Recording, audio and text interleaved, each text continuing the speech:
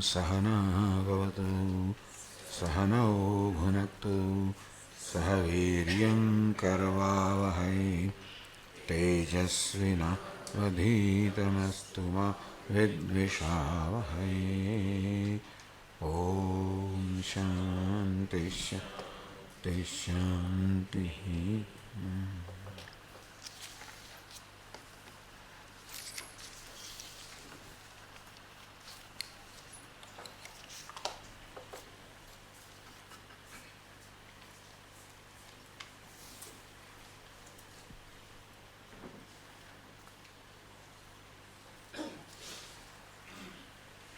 Does having a cat or a dog or a fish or any other animal as a pet in the house affect our sadhana?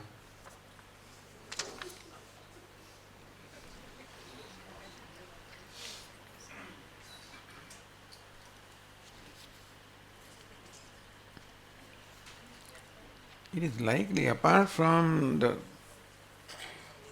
the kind of vibrations that the pet carries.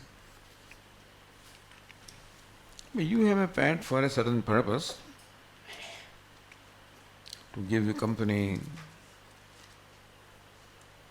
And so the pet will certainly occupy a part of your mind, a part of your time. And as long as you have done it willingly to fulfill a need on your part, an emotional need. Apparently, pets satisfy our emotional needs. Because the pets love us unconditionally. The love that you get from human beings is conditional love. But animals, anything other than human being, loves unconditionally. Conditions are few. A dog may require a few, little food here, and that's about all they need. They don't need anything else.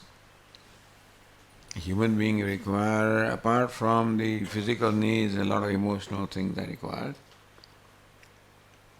A pet, you provide the physical necessities, loves you unconditionally. And that's the reason why people wish to have pets in their home, to receive unconditional love. So, whether it affects your sadhana, because you have a pet by your own choice, so it will occupy part of your time and part of your mind. If that is what you call also hindrance to your sadhana, then it will.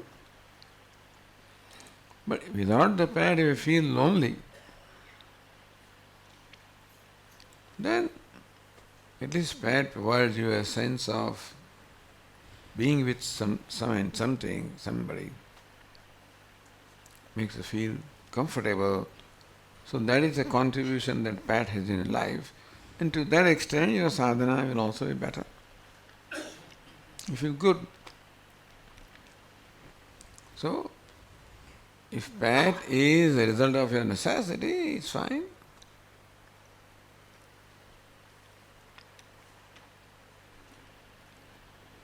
Does that answer the question?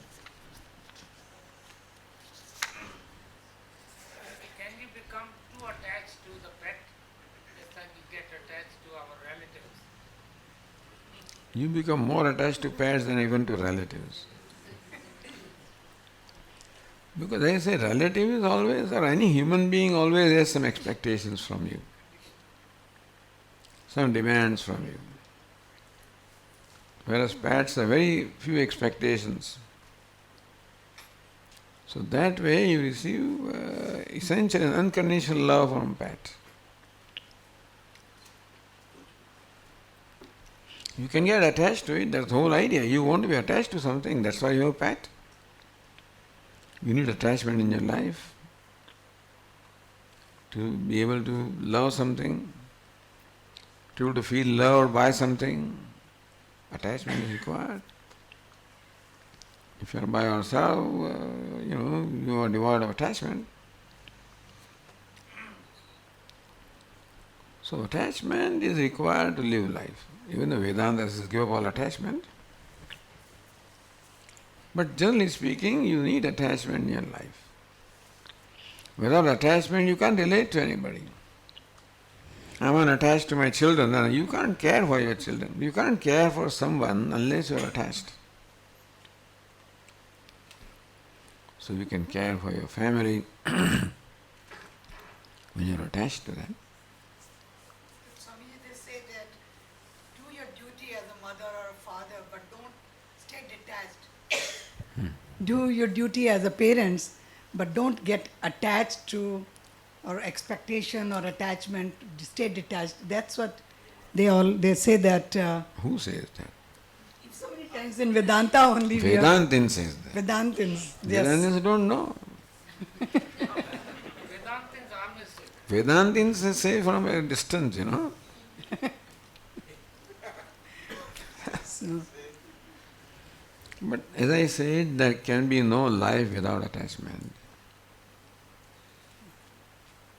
And therefore it is quite all right to have a healthy attachment. healthy. By that I would mean as few expectations as you have. Attachment enables you to care for somebody. And in caring for somebody there is satisfaction. To the extent that caring is without expectation, to that extent it is healthy. Yes. To the extent that there are expectations of return favor, to that extent the relationship is not that healthy. But human beings always have expectations. Like, it's easy to say I have no expectations. We do have. Thank you.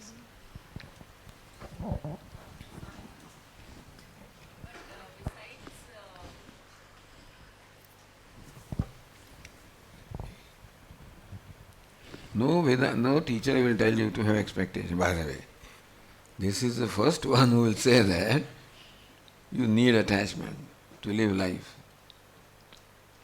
But besides this attachment factor with the pets, is there anything as per our shastras, like something like the vibration of an animal affecting the sadhana that way? I guess so. So that is what I want to ask. Right. But then the advantage that you feel of having a pet, if you do feel, then perhaps that will compensate for the disadvantage that the presence of a pet may have in the home. And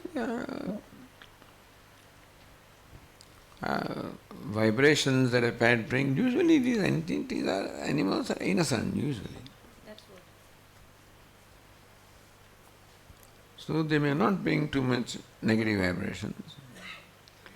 I'm just imagining. I'm not recommending that you should have pets, but then No, once we already have. we are not condemning also, yeah.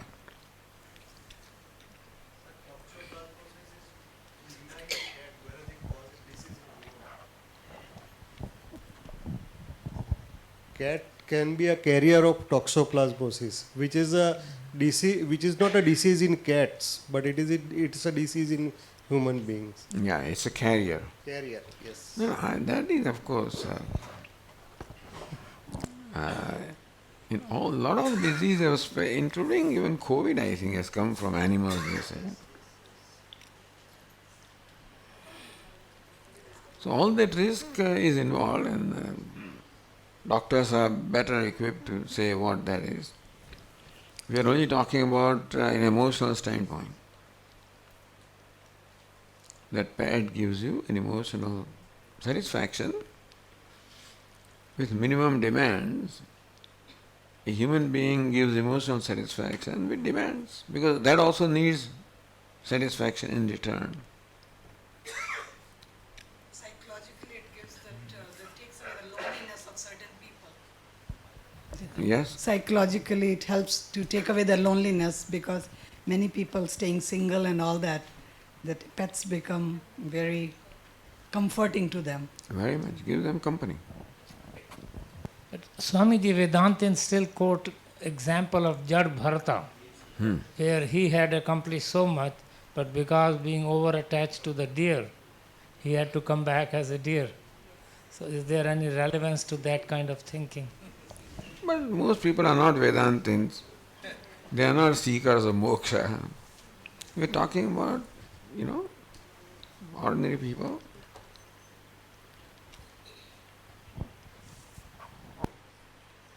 So one prescription doesn't fit everybody.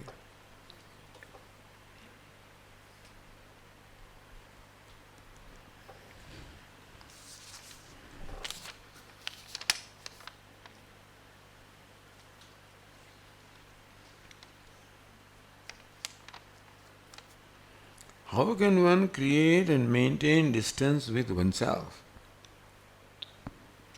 in day-to-day life? What is that? Talking with the self, can it help? What is meant by creating and maintaining distance with oneself?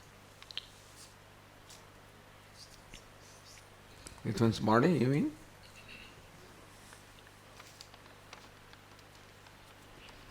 In day-to-day life, the best thing is to follow the values. And that way we will be required to create distance with a lot of things, not with body as such. But yes, following simple value as honesty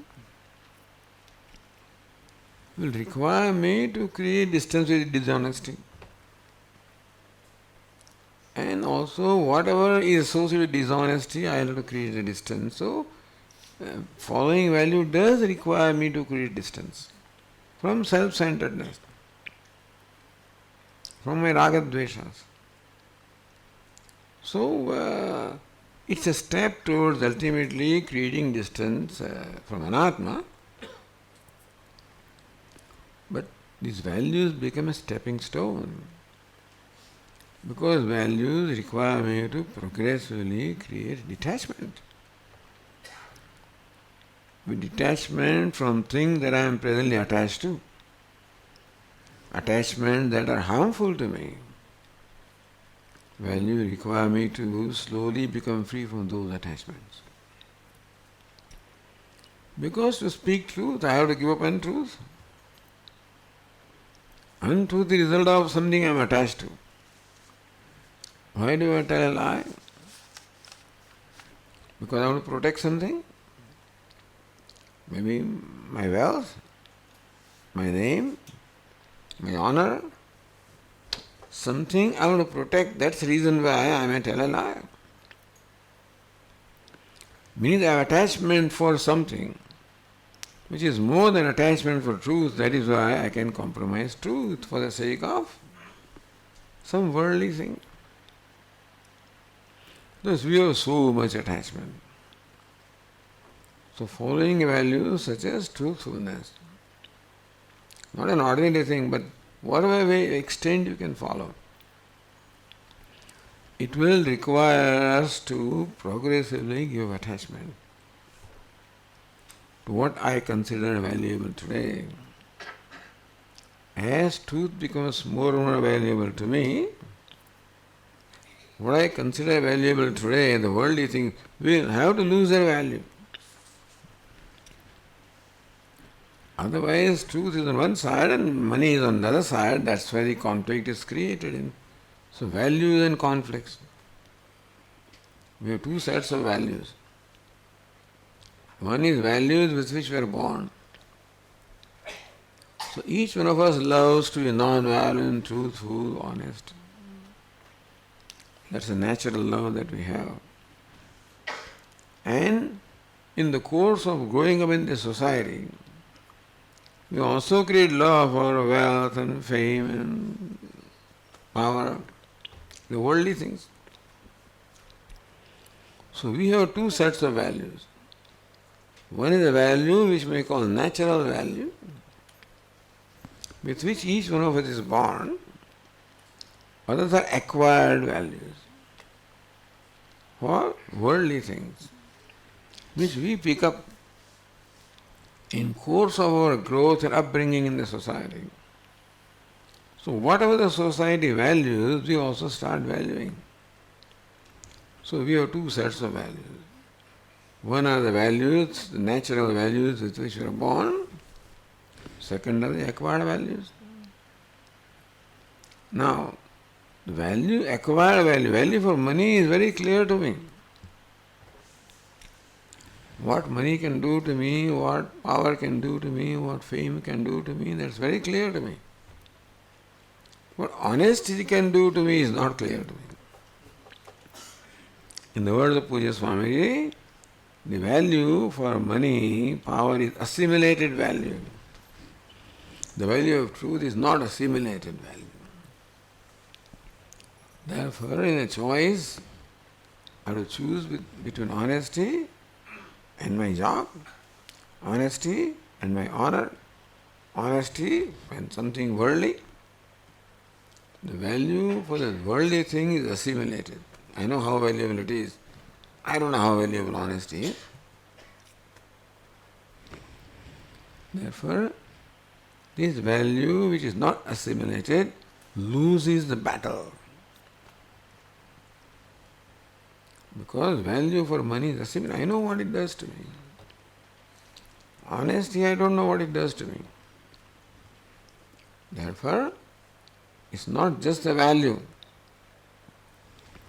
but the value for the value is important.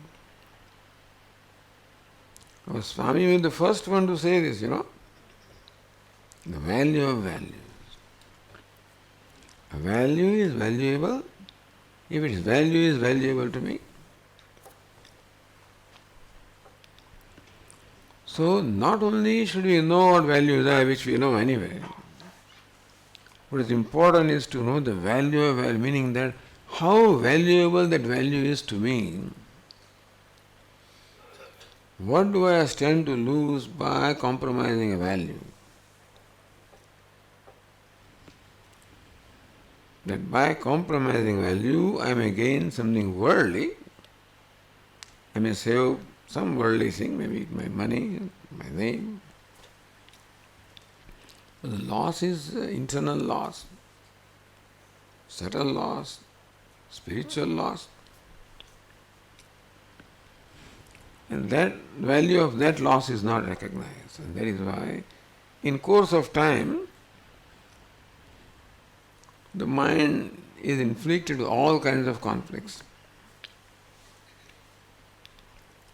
Because when we deliberately compromise the value, it's going to create a conflict. So thus what I am saying is that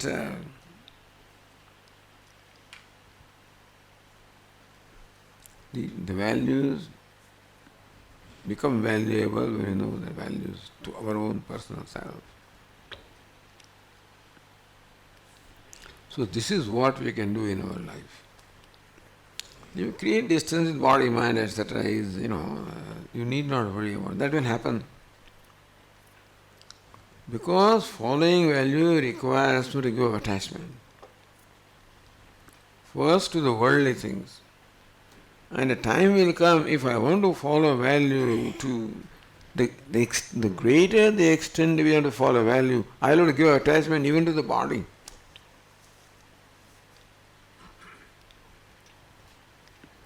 Because the honesty will require you to stand against dishonesty. And so, a value is quite capable. If I practice it to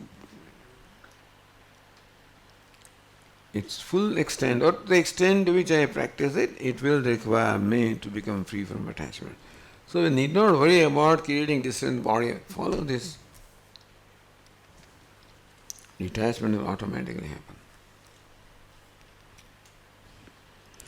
It's not possible to be, akarta, this is all, you cannot perform action as akarta.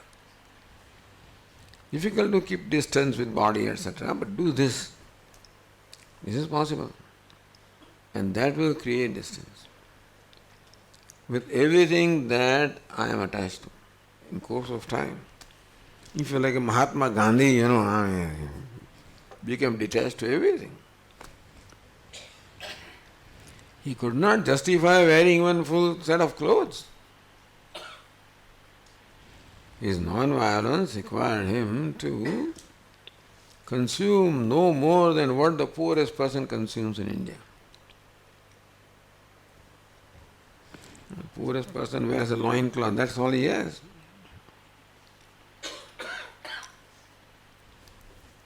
So it depends upon understanding, commitment. Meaning that we need not separately make an effort to create distance with the body and stuff like that. Do this and we will be required to create distance with one thing after the other.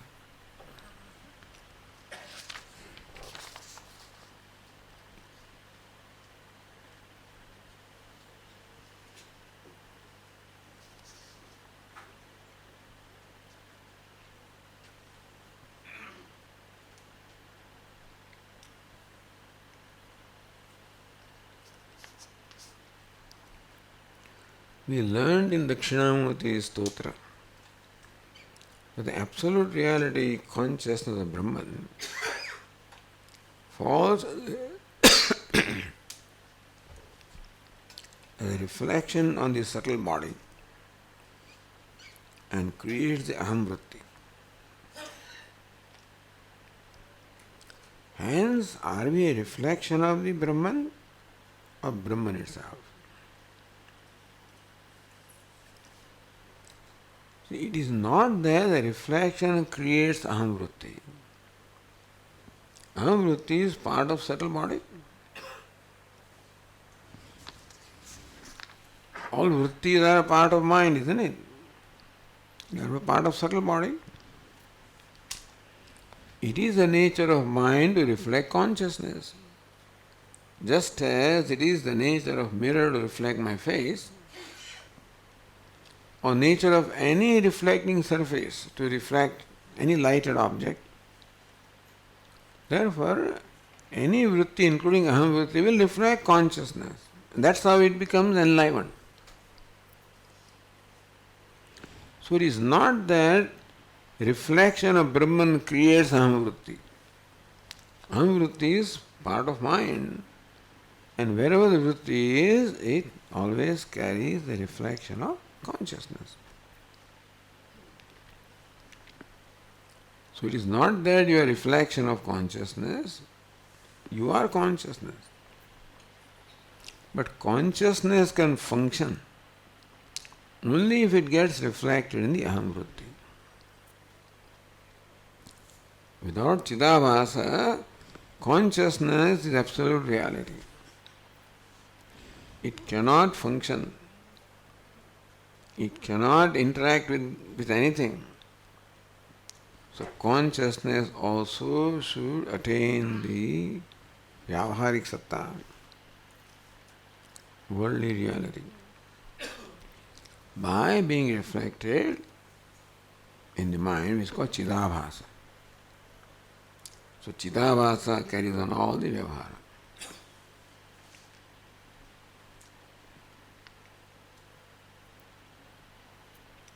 But what is the nature of Chidabhasa?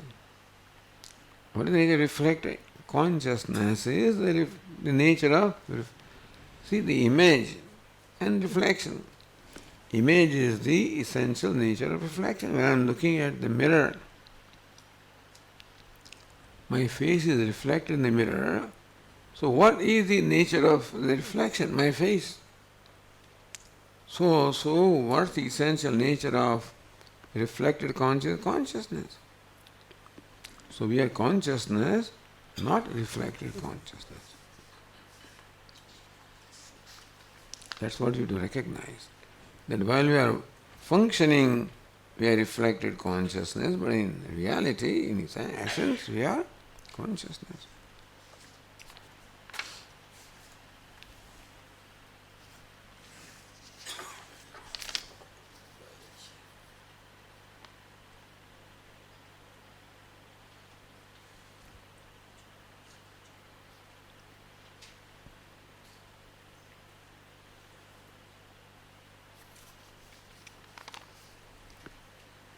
Before coming to the study of Vedanta, one might have done commissions and omissions, deliberately or inadvertently. But now, after the dawn of knowledge, what's the fate of this person? Will he have to pay for the past sins? How long has he to bear the cross? The past is gone. So, I would not worry about the past. If past has to create an effect, it will create. We are the product of the past. So, do not worry about what the past was. Worry about the present and what you should be doing in the present. The commissions, omissions may have been carried out in the past. But now, with this understanding now, I will not commit the errors of, as best as I can, errors of commission and omission. Meaning that we can take responsibility for the present, not about past. If I have hurt somebody in the past, I should go and seek pardon. That is true. If somebody has hurt me in the past, I should forgive them. So settle that account. Other than that, don't worry about the past. Worry about the present.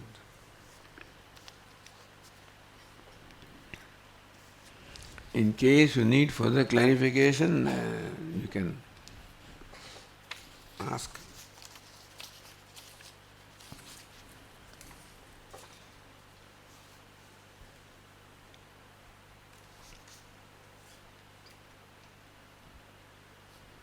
Is Atma absolutely not different from Brahman? If not, what's the difference? It is absolutely not different from Brahman. The cause or the self of the creation is called Brahman. The self of the individual is called Atma. The self of the universe is called Brahman. But they happen to be the same. The self of the individual is the same as the self of the universe. Therefore, there is no difference whatever between Atma and Brahman. Until that knowledge takes place, we feel there is difference. In reality, Atma also is consciousness, Brahman also is consciousness, and there is no division in consciousness. So Atma is totally equal to, identical to Brahman.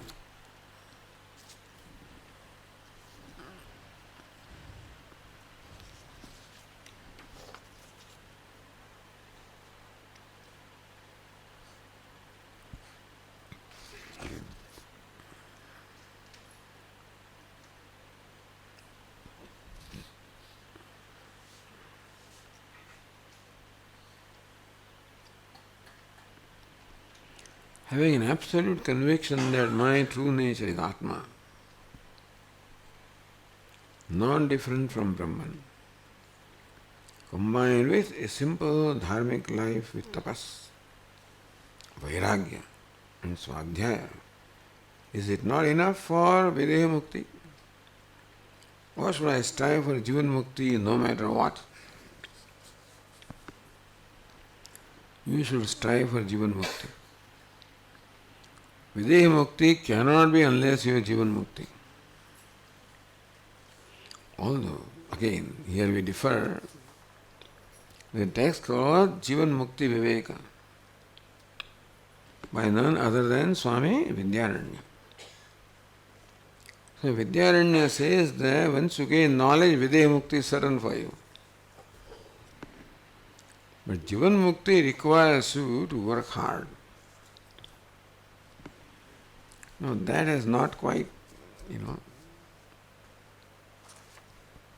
what shall I say? Create agreement in me. You can be Videha Mukta only when you are Jivan Mukta.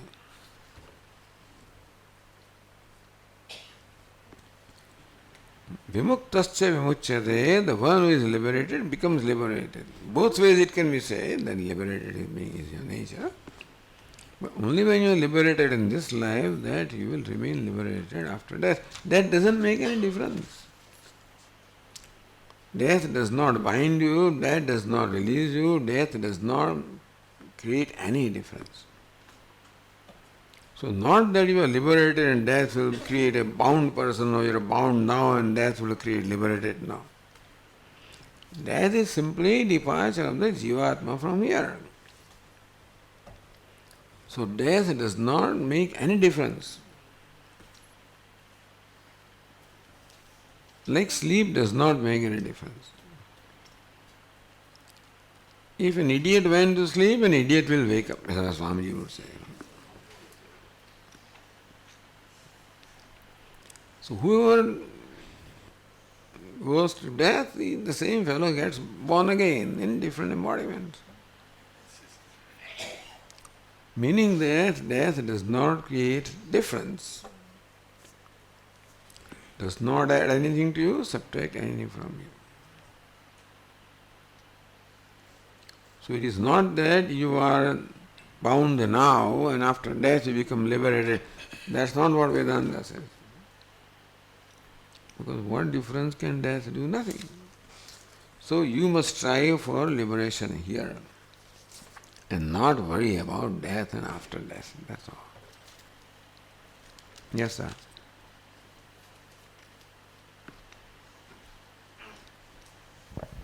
Hari Om. If anyway we're going to forget all the things in the next Janma, why should I strive to go through all these things, do punya, learn moksha vidya, to attain moksha in this Janma itself? I'm going to forget everything in the next Janma anyway. That's right. But what happens is you forget the details. The impressions of whatever you do are carried in your mind. So even when you are born in the next embodiment, you do not remember the details. You do not remember the past life. But the result of whatever you did in the past life are carried,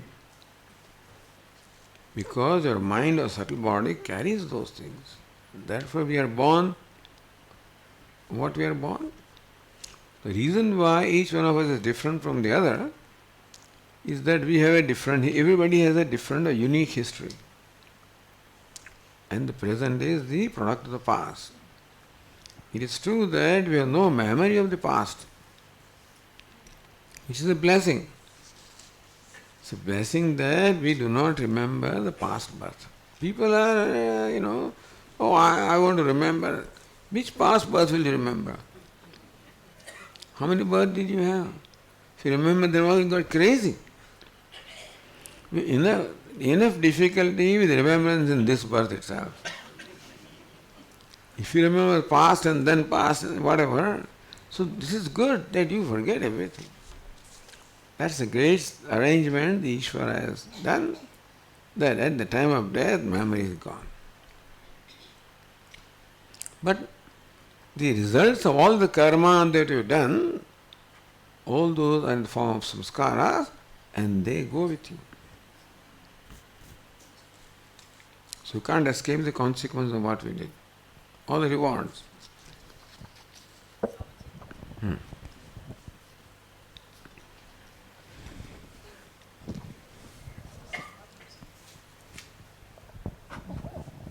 Swamiji, you were telling us how Indra did seva for 101 years, living in very difficult conditions, but we all live in a lot of luxury. So how do we build that adhikaritvam? Adhikaritvam is more a disposition of mind, not necessarily physical condition. Although it may be that a given physical environment may be more conducive to create adhikaritvam than some other one. So Lord Krishna says that when a person dies, he is born in a cultured, wealthy family, or he is born in a poor family of poor and yogi. Durlabham, Lord Krishna says second kind of birth is more rare.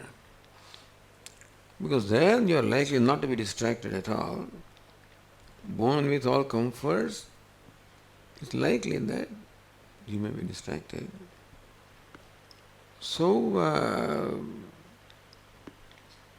born in simplicity.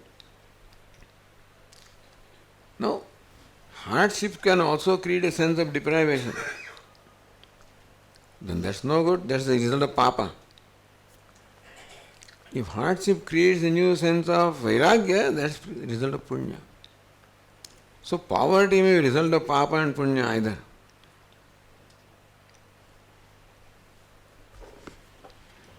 So you have no problem anyway. He is the daughter of one of our brahmacharis, my colleague in Sandipani Sadhanalaya. You know that? No, anyway, that's all. Which is that light we see in the dream.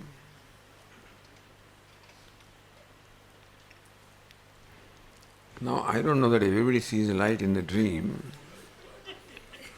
But under what circumstances you see a light, I do not know.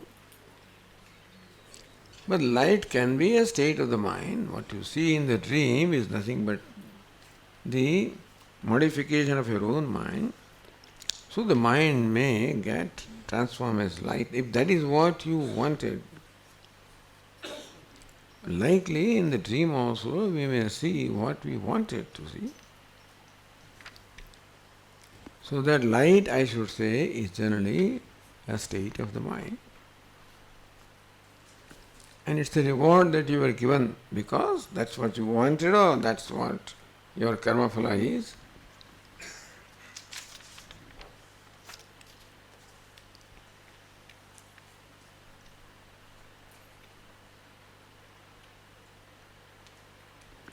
What makes one to awake from deep sleep, though it is full of happiness? Is it mere biological or anything significant? The doctors may give one explanation and Vedanta gives another explanation. But what wakes me up from sleep is my karma. It may sound like alarm clock. The alarm clock wakes me up from sleep. But who set the alarm clock? I did. Why did I do? My karma made me to set the alarm clock that way. So, the answer is the karma. When the karma responsible for the deep sleep state, they get exhausted, and karma responsible for waking, they become active. That's when you wake up. Karma for dream, they become active, you start dreaming. Every state is said to be the result of karma.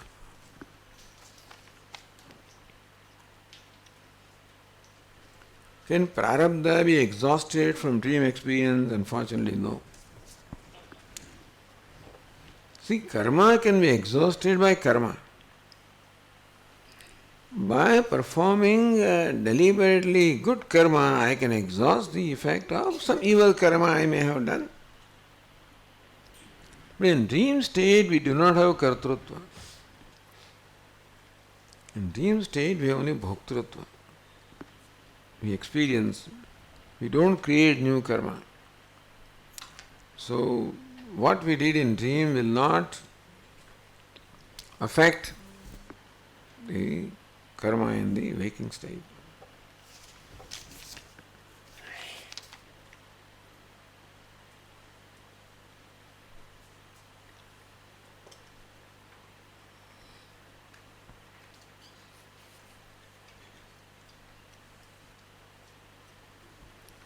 Is it possible to have repeated bouts of waking to dream to deep sleep to dream to deep sleep? I guess it's possible, isn't it? But REM sleep and non-REM sleep. Deep sleep and then there is dream sleep. It circulates. I think around 40-45 minutes cycle is. So one goes from dream state to deep sleep state, dream state to deep sleep state alternatively, and then ultimately wakes up. There are stages of sleep. REM sleep and non-REM sleep. what is it? REM is rapid eye movement. Oh, Rapid eye movement. REM. Okay, REM. Rapid eye movement. So in one of them, the dream is that. I don't remember exactly which is that. But in one of them, the dream happens. Huh? NREM is deeper sleep. Okay, deep sleep. All right. You have your explanation.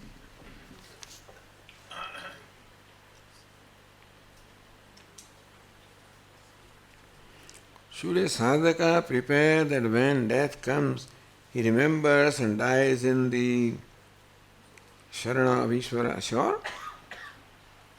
What we deliberately keep doing, that if that's what you want to happen at the time of death, do it deliberately while you are alive.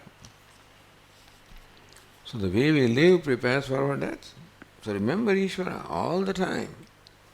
Tasmat sarveshu kaleshu ma manusmara yudhyacha. Tasmat, Lord Krishna says, since the thought that occurs to you at the last moment is what determines your destiny, therefore may you remember me all the time while doing your karma or not doing karma. Remember me.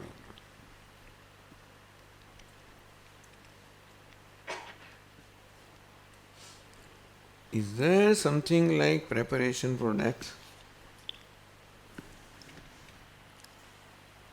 Well, preparation for death can be a recognition that death is a certain thing, and therefore death should not cause fear in me. Not that I am preparing for death, at the same time the death comes, I am ready to accept it. Recognizing that death is only a station for further journey, or the end of the journey. So, preparation of death is living a good life.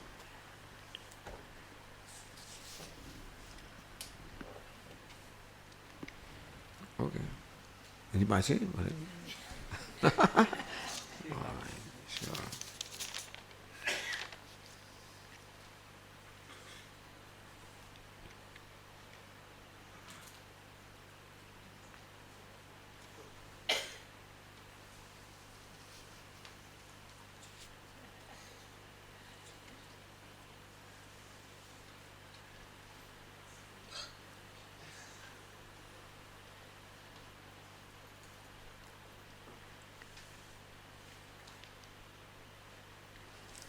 What could be a good balanced scorecard to respond to various pairs of opposites to attain Ananda?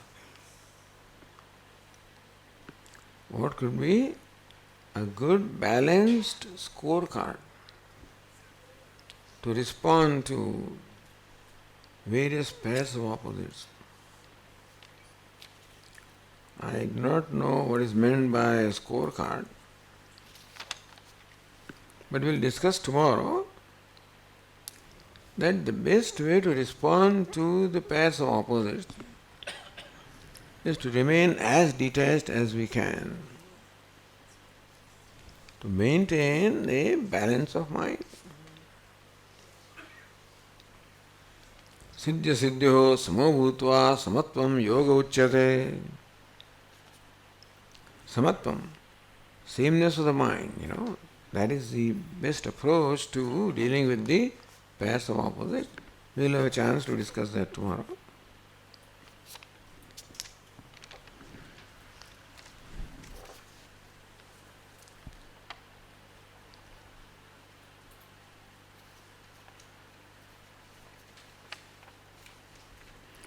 What is the right attitude to practice tapas?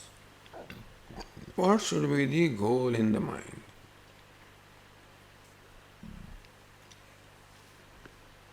Lord Krishna says, whatever you do, offer to me. Yat karoshi, yad ashnasi, yad johosi, dadasi yat tapasyasi, kaunteya tat kurushva madarpanam. So whatever you eat, whatever you yajna, dana, tapaha, whatever karma you perform, Lord Krishna says, perform that in such a manner that it becomes an offering to me. So we have to remember as best as we can that may this become an offering to the Lord. May this become an offering to the Lord. But we cannot offer, anything inferior. Not only inferior, but we can offer the best things to the Lord. So when we have an attitude of offering to the Lord, we do the best that we can. So while performing tapas also, we do the best that we can with as much non-demanding as possible. Best to perform karma is that I do not expect any personal reward from karma.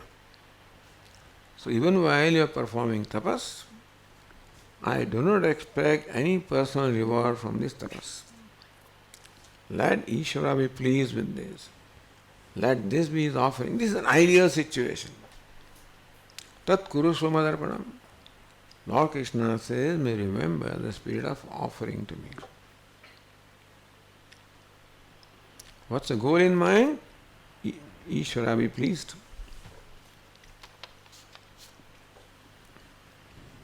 Swamiji, going back to the question of the death preparation, what happens to the people, like the person may be very spiritual, but then close to the death, there's some people Alzheimer's or some people with dementia or other problems. What happens is all the prarabdha, or they may be very spiritual, but if they go through that kind of thing, they don't know what they are doing at the end of their life. They don't even relate to the relatives or their own spouses or whatever. How can one put that? Right, but the karma is there. And whatever good karma they have performed, it will determine. Even though they are not relating vyavharik. Oh yes, what a person is going through now is result of some karma. So whatever karma has been performed in this life will definitely stand by. You will definitely benefit. So, best thing is not to worry about death or what happens at the time of death. This is important because Lord Krishna says, whatever be your last thought at the time of death, that will determine the destiny. So one of the commentators has said that don't worry about death. Worry about now. And death will take care of itself. Meaning that even though it is said that the death determines the next destiny, not really. It is what you do during this life that determines the next destiny, not how you die. A person can die with dementia, a person can die in any way because death may not be in your control. So even though Lord Krishna says what happens to you at time of death determines your destiny, since we do not know what it is, we can say that what we do during this life is what determines our destiny.